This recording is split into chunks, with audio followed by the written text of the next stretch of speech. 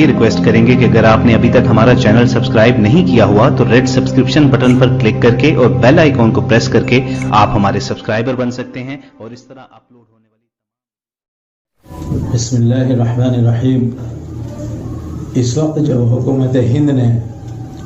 Lockdown को unlock करने का फैसला किया है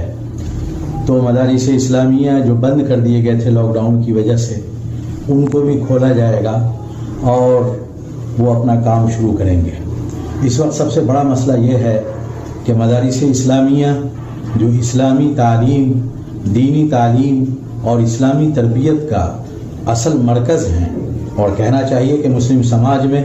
जो दीनी रमक पाई जाती है उसके लिए उनकी हैसियत लाइफ लाइन की है, उनको माली दिक्कतों का सामना है। चूँकि रमज़ान मुबारक के मौके से ही फुर्सत के अय्याम में मदारिस इस्लामिया के लिए माली फराहमी का काम किया जाता था और मिली इदारे भी उसी मौके से काम करते थे, लेकिन ये पूरा महीना बंदी की, लॉकडाउन की नज़र हो गया, इसलिए माली फराहमी का काम नहीं हो सका। मेरी आम मुसलमानों से दरख्वास्त है, अपील है, गुजारिश है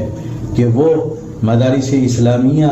की ज़रूरतों का ख्याल रखें और मदारिस इस्लामिया की माली फराहमी में ताउन फरमाएँ ताकि